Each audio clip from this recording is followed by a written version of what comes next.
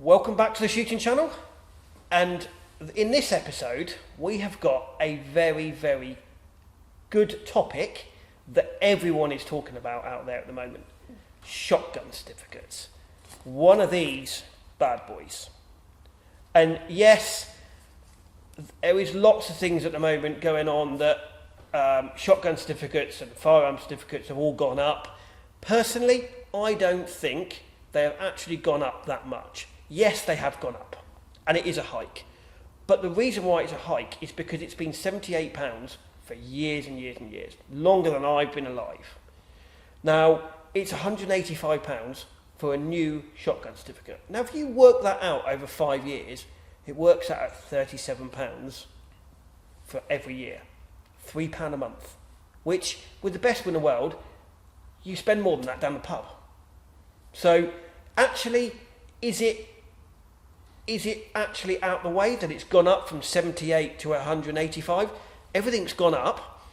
The police have a job to do. The only thing we've got to make sure is the police do their job correctly and by the law. Now, this is where we have tried to help you, the viewers. Now, I know our friends at Field Sports Channel have got a similar situation, but we have better.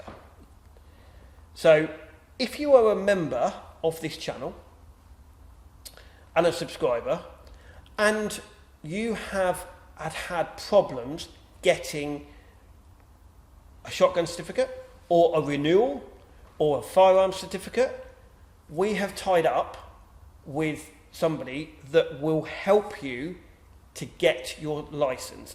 And if you need a letter written to the FEO, if you need any help, this person will help you. But you have to be a member and you have to be a subscriber of the shooting channel. And the reason why I wanted to do this is because a lot of people, when I last did this film about how to apply for a shotgun certificate, it went really well, but there was loads of comments in the comments below about it's taken me years to get a shotgun certificate. All over the country, it's all different. So some counties, it's taken me 60 working days. In Wales, it's taken me 3 years. In Devon and Cornwall, it's taken me 2 years. I wanted to tie up with somebody to help you sort that out. And we as an industry have got to work together to help this.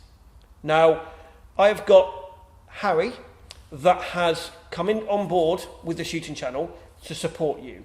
Now, if anyone does, he will go through exactly his experience within shooting and his experience with applying for a license, and then he will talk about how he can help you if you have a problem.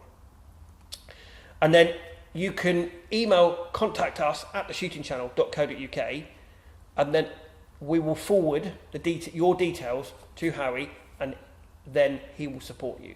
So, Harry, welcome on board. Thank you. Thank you, David. And give us a little bit of background about yourself and about why you've come on board with the shooting channel, and B, why have you taken up shooting, and why have you applied for a license? David, shooting is one of those things which is, I grew up in India. It wasn't very common in India to be a hobbyist. It is a very restricted hobby in India. In this country, it's slightly more relaxed, slightly because there are a huge number of regulations, but if you jump through the hoops, it is extremely rewarding, it's extremely possible. I took this up because the science of shooting and the art of shooting, they merge together beautifully. If, for example, your target shooting, it is scientific, you need to be precise, and that appeals to the logical part of my brain. If you're shooting at a clay, you need to be reactive. You need to rely on your instincts, like you keep telling me. Yeah. Stop trying to overthink. Stop trying to outsmart a bit of clay. So you need to switch off your brain. So that wonderful fusion of being precise, being scientific, being accurate, merging with the pleasure, the sheer pleasure of seeing yourself competing against yourself. Yeah. That is what appeals to me. Yeah. So that's how I... And it doesn't just appeal to you, your whole family shoot, don't they? Oh, they do. Unfortunately for me, My son, who's 18, is much better than me, and my daughter, who's 13, she's even better than her brother. So while I'm very delighted that my entire family is into shooting, I'm also slightly heartbroken that they're much better than I am. But I did take him out for a lesson, and they are better than him. But we'll do our utmost to try and make him better than his children. Well, what I lack for in shooting skill, I think I make up in legal skills. I've been a barrister in this country for about a decade and a half now. I was qualified as an advocate in India, and so I would like to think that even if I'm not going to be winning any Olympic medals, but I might be able to win future Olympic medalists, getting their shotgun certificates and getting their legal affairs in order. And then before that, so you've applied for your shotgun certificate. How long has it taken you to get it? Right, so I applied in September of 2024, so that's last year. Since then, apart from receiving one single email saying that we've received your application, we'll get back to you, I've had no further inputs. I have left voice messages for the constabulary that are dealing with my application. It has taken them about 2.5 months to get back to me. And again, the response was, thank you for your voice message, because it goes straight to the voicemail. We will get back to you when we get back to you. I've tried to email them. It's the same thing. There's a pre-canned reply that says, well, we can't tell you how long it's going to take, but we will get to you sooner or later. So it is extremely frustrating. Now, I know you said that, the increase in the fee and all of that is not really a problem. And I agree with you. It's not a fantastically high amount of money. It's actually a very modest amount of money, provided there is transparency in the system, which is missing at this point of time. If the police forces if your firearms officer were to tell you, we are going to take about 4 months to get to your application because there is a huge backlog, there are 700 applications ahead of you, that would be something. That would be good service. If they were to say to you, well, we think that we are going to be able to schedule a home visit in the next 4 months, you would know where you are in the queue. The problem I have with the current system is that there is no transparency. There is no way to know where you are. There is no way to know, is there a problem? Is there a problem with the medical certificate? What is a problem? So that is where we are. That's where I am in the process. And hopefully, soon enough, I'll be able to get there. And then for you viewers, have any of you had a similar problem? Comment below. I'd love to hear your thoughts of it. And then if you do have an issue, Harry is going to explain how he can help you to get your shotgun certificate. Right, so the first is this. It's going to be well on impossible to challenge the police or your local firearm officers and get them to a stage where they respond to you and they process your application faster. They have a job to do. They are understaffed, they are under-resourced.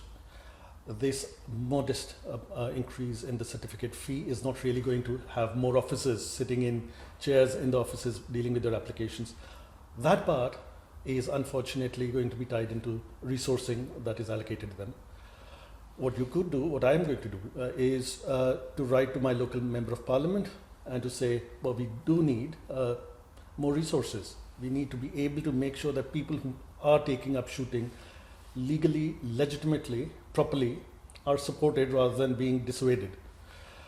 That's the first. The second is that once you have got past that first hurdle, when your firearm officers has been in touch with you, you need to make sure that you have all of your ducks lined up in order, so to say.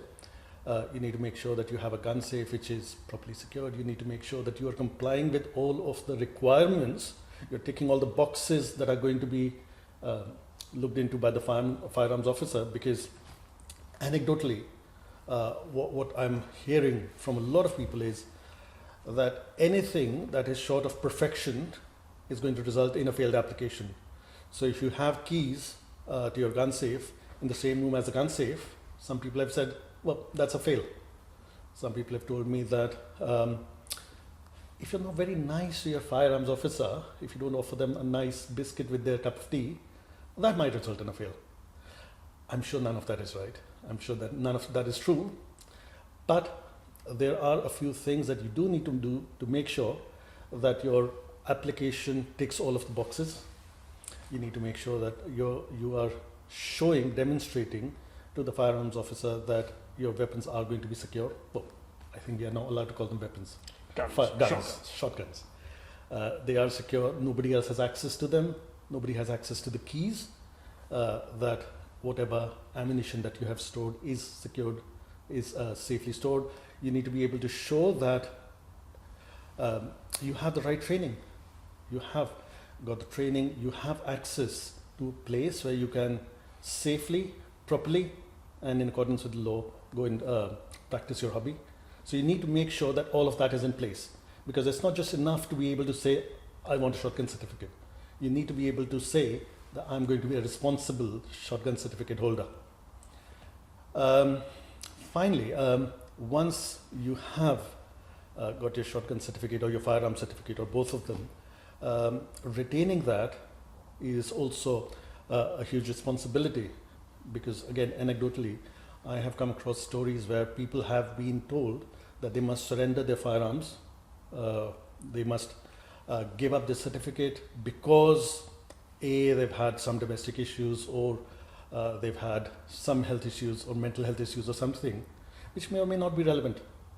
So retaining your certificates, or if your certificate has been taken away, to be able to appeal against that properly, that is also very important. So it's not just the application itself, where you are in touch with the law, where you're subject to the law. It's everything after that as well. And then, so if somebody is sitting there watching this, thinking, I'm having these problems, how can you help? How would you help? How would you support them? Well, the easiest thing in the world is that if you are a subscriber to this channel, get in touch with David. And a member. Sorry, and a member, very important. If you are a member and a subscriber, get in touch with David, send him an email. He'll forward it to me, you will forward that to me. I'll have a look at that. If it's something that is as simple as just pointing you in the right direction, showing you the right resources, I'm sure I can make that happen. It doesn't need to be anything more than that. If, for example, you need to appeal something, if you need a letter written, if you need specific advice on an edge case, well, get in touch with me. I'm sure I'll be able to advise you professionally. And if you say that the shooting channel is where you've got my details from, I'm sure my clerks will be very, very happy to give you an excellent fee on that. So, there you have it. If you really have always wanted to get a shotgun or a firearm certificate, and the police, your FEO, is giving you real hassle with it, join the channel, join as a member, subscribe, email, contact us at theshootingchannel.co.uk, and we will do our best to help you get your shotgun or firearm certificate. Thank you very much, David. That was absolutely a pleasure, and I'll be back to update you on my journey through the licensing process. As and when I get to hear anything from my firearms officer, I'll come back, I'll update you, I'll update your members and subscribers, and hopefully we are all going to be able to enjoy this hobby properly. I hope you've enjoyed this film. Please like us on Facebook, follow us on Instagram. Don't forget, hit that subscribe button. It really helps us to give you content like this. And thank you to Harry for his support and to trying to push shooting out there to the wider audience. Thank you for watching, and we'll see you on the next one.